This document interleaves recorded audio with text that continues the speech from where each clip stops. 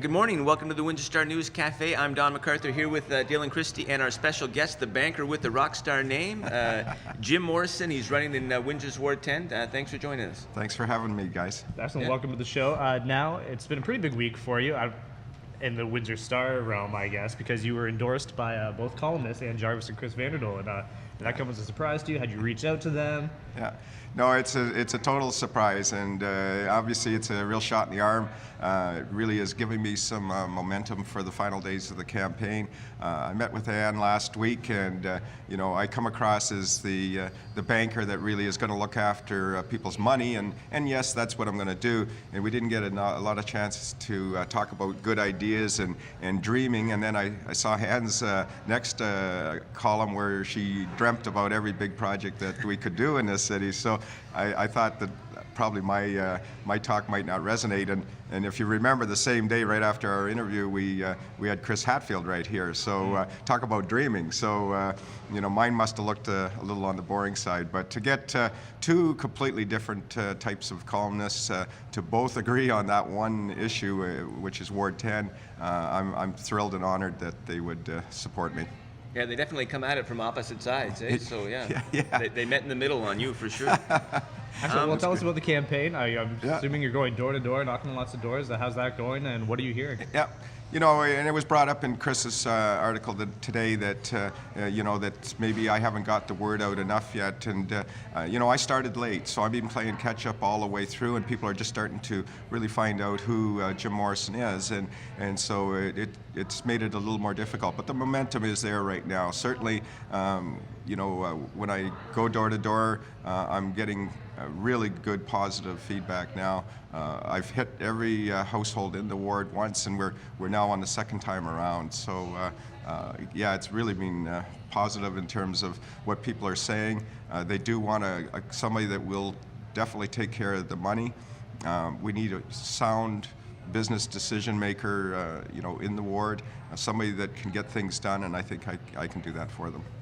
And so what did prompt you to run? I mean, you've been lived in the ward for, I think, about 22 years. You've been a banker for 30. Mm-hmm. You say you started late this time round. So is it a lifelong dream, or did something compel you to run for office this time round? Yeah.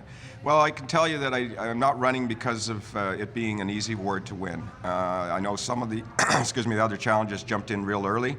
I thought it through for a long time, but it's something I've always wanted to do, and it's usually it's really an issue of timing. 4 years ago, I was switching banks, so my job situation was not right. And before that, I was involved in a lot of other things. You have to be really committed. You have to have the energy and the time to do this job. And right now, it's perfect time. So it was more about me making a decision. It wasn't about anybody else. So, and it took a little while. I work for a bank, and maybe we'll talk about code of conduct issues, but it took a couple months to get approval to make sure there was no conflict of interest. We have a very, code of conduct that's very strict, and so it took a little extra time.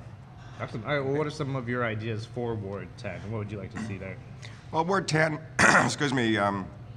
obviously there's a lot of traffic issues. So, we have the Dominion and Northwood intersection. I live right down the street, so I see it every day. So we got to get moving on that. We also have a central box study that's going to be starting right at the beginning of the new year. We have a real problem with Dougal at the rail underpass and around the I call it the Tepperman's Corner. Very dangerous. So there's a lot of traffic issues.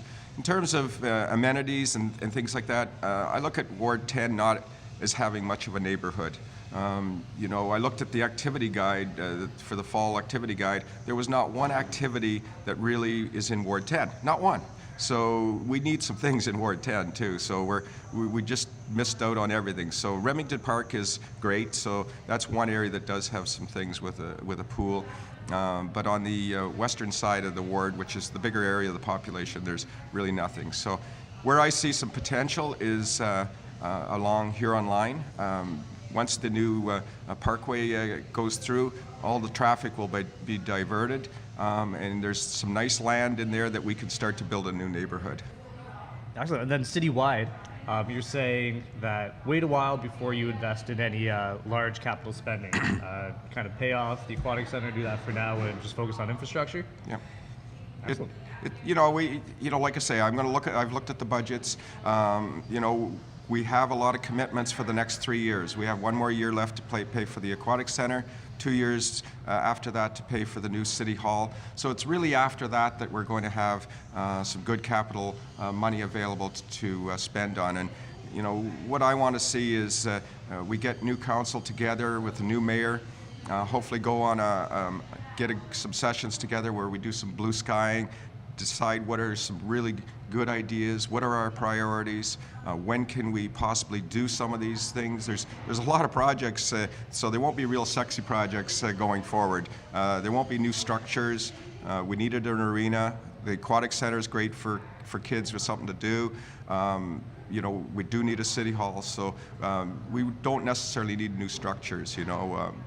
We've done a lot of that in the last few years, so which is all needed. So the next issues might be more around neighborhoods and fixing things up. Okay. And again, that's citywide. Where do you come down on the side of the Auditor General? Do you think we need an independent Auditor General, or? I do agree that we do need an Auditor General now. And I must admit, early on, I wasn't so sure. I'm used to seeing audits in the banks, and audits don't necessarily save you any money or find something new for you. They're sort of, did you cross every T and dot every I? So I was a little skeptical at first, but I've heard a lot of feedback from people and residents, and there's definitely an interest. We got to get rid of that cloud that just hangs over, that, is there something going on? And I think we've got a good administration. I think we're in good shape, certainly compared to the old days. So, if it takes the cloud away and we find some value for it, I'm all for it. So, it's got to be the right person, though. Not everybody can be that guy that says, here's where we could spend the money more wisely. So, I'm all for that. And we might just get rid of the Integrity Commissioner. We've got that position, and there really is no teeth in that position. So maybe the Auditor General is a better way to go. Excellent. Okay. All right. Well, Jim Morrison, the man. When you're not crunching numbers, are you, I guess, ripping a mean guitar solo? I think I read that you were an accomplished curler. Do you still curl? What do you do for fun? Yeah. I mean, I grew up in Northern Ontario, so I'm definitely into winter sports. From Wawa, right? Is it? From Wawa, Okay, yeah. the land of the big goose. So, and it's a town like Windsor. It's a mining town. It's down-to-earth people, just like people in Windsor. So, and I'll tell you, I came to Windsor because it was as far south as I could go. I grew up when it was like minus 68 degrees. That's the official temperature. So, so I did a lot of curling. I've won championships curling. And I had some knee problems, so really I'm enjoying hockey now. So I still play hockey two times a week, so I stay active. When I do get out and somebody brings up a Doors song, yeah, they do make me get up on stage. So Really? You sing Doors songs? Oh yeah. But, you can't tell by my voice today, but I can sing the Doors song. So we have a lot of fun. It's been part of my life almost for the last 40 years, and it's good music. It's a lot of fun. So we have a lot of fun. So I was going to. My wife said I should make the campaign slogan "Save Our City" right now. That's it. I like "Break On Through." Yeah, that's a great. Yeah. And keep your hands on the. Keep your eyes on the road, your hands upon the wheel should be a texting commercial, right? Sure. Go. All right. Yeah, I do have a lot of fun with that. So I'm not all serious. I definitely have some fun out there. And just at the risk of alienating half of your constituents, you're a Leafs fan. Is this? Yes, Leafs and Lions. So maybe I am a loser. I don't know. It's. I'm a Leafs fan too, Jim. So Same. always hope. Well, Chris Hatfield was a Leaf fan too, so there's hope for us. He's doing okay. Yeah, exactly. Excellent. All right. Well, any final words to the voters in Ward 10? Well, I think you need somebody that will make good decisions for you, won't spend more than we can afford, someone that will get things going. We've had a lot of things that have been stalled for the last term, and I'm the guy that I think that will get right in there and get things happening in Ward 10. Okay, Jim Morrison, thanks very much for joining us on Trail Talk. Thank you. Thank you, guys.